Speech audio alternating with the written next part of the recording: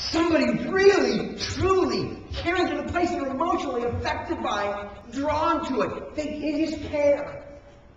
Every scientific discovery came from somebody who was passionate about his or her field. Every athletic achievement by someone passionate about their sport, their event, or their position. Every great piece of art, every incredible piece of literature, every moving piece of music was produced by someone who was passionate about what they did. And when we live out of what we're passionate about, we finally live that life of excitement, that life of fulfillment that we always dreamed of. There is no great life, there is no fulfilling life apart from a life arranged around what we're passionate about. So what are you passionate about? What do you really care about? Is it kids? The homeless? Is it poverty? AIDS? Is it coaching? Is it teaching? Is it poverty in third world countries? Is it orphans? What is it? When you think about it, you don't know why, you just care. You just care. If we want to live a life of no regrets, we need to discover the things that we're passionate about and do them. I am convinced that children naturally arrange their lives around what they're passionate about. It just comes natural to kids. They care about it, they do it. It captures their imagination, they do it. And they put their whole being into it. But somehow, what becomes natural for kids becomes unnatural for adults.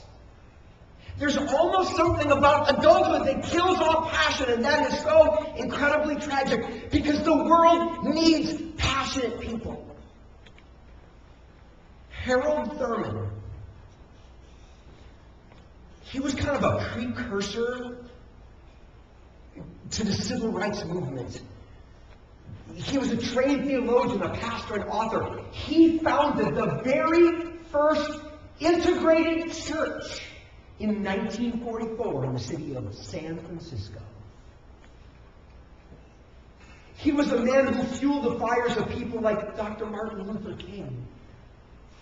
He fueled the conscience of the church that needed to take seriously this evil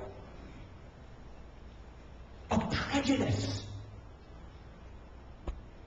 And one of his books, he made this statement. Look at this quote. He said, "Don't ask what the world needs. Ask what makes you come alive and go do it. Because what the world needs is people who have come alive." So what makes you come alive? What makes the hair stand up on your arms? What makes your heart beat faster? What captures your imagination? What do you simply love to do? What is it that you really care about? Whatever makes you come alive, whatever you're passionate about, give your life to that. That's how you live a no regrets life. But hey, we're adults now, right? And as adults, what was so easy as a kid gets killed off. In fact, I was thinking about this. There are like 4 assassins that kill off real passion in the lives of adults. Here's how I would describe the first assassin. It's an overdeveloped sense of responsibility. Now, is it good to have a sense of responsibility? Yes or no? Yes. I would think so. Irresponsibility, never a good thing.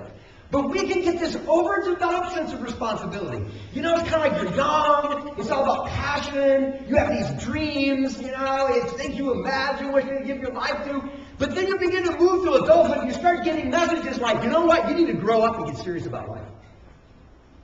Okay? I mean, you know what? You need to get an education. You need to get a stable job.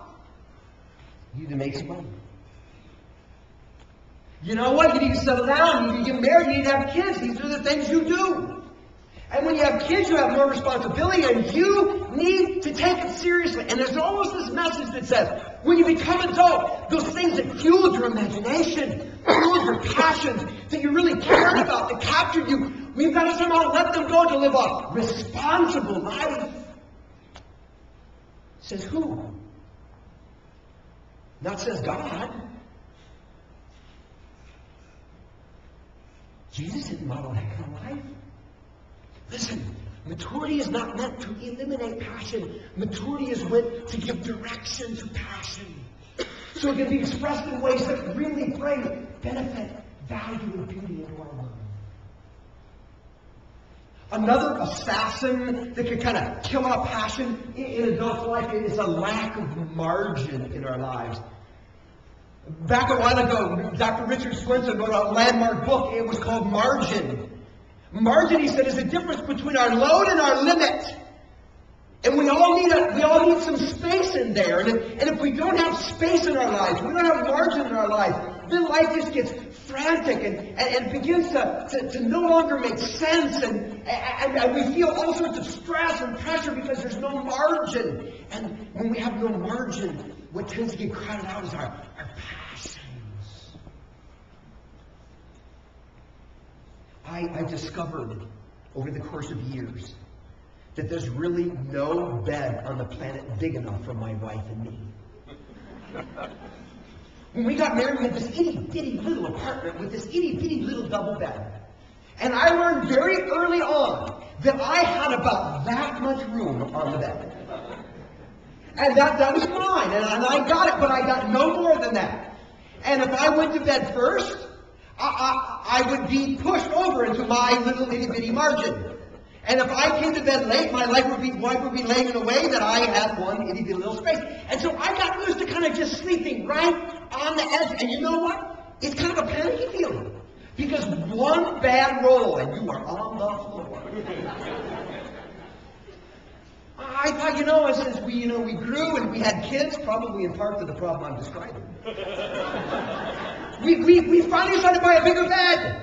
And so we got this queen-size bed. I thought, great, I'm finally going to get some room. And what I discovered is I still had that much room. There's no bed big enough on the planet that I'm going to get more than that much. And I'm always right there on the edge. And it frankly can just be a little uncomfortable. There's no room to roll. And a lot of us, that's kind of a metaphor of what our life is like. So many things, so many responsibilities, so many obligations, so many activities, they kind of crowd our lives, and we get pushed all the way to the edge, and there's just no room to move. There's no room to move into passion because we have no margin in our life, and that lack of margin squeezes the passion right out. There's no room for it. Here's another assassin that we can hit along the way, disillusionment. This is when we actually begin to give ourselves to something we really care about, and we have a bad experience. It doesn't work out. Our dreams get crossed, we get hurt, whatever the case may be. And when that happens, we can get disillusioned and say, what was I thinking? What a fool I am for following my passions. As I was a young pastor and I began to go through an evolution in my understanding of the Christian life and how it's lived out in our world and what God is like and what the church is supposed to be and feel like and do on our planet, I had a few pastoral colleagues that were making the same discoveries, and we all kind of had this common vision for what the church could be and what the church could do. And we began to try to lead our little churches into doing those sorts of things. And it got hard because some people just didn't get it and didn't like it and didn't want to do it and wanted the old ways, no matter how inept and ineffective and unlike Jesus they were. And some of my friends, when they got hurt, they just kind of gave up.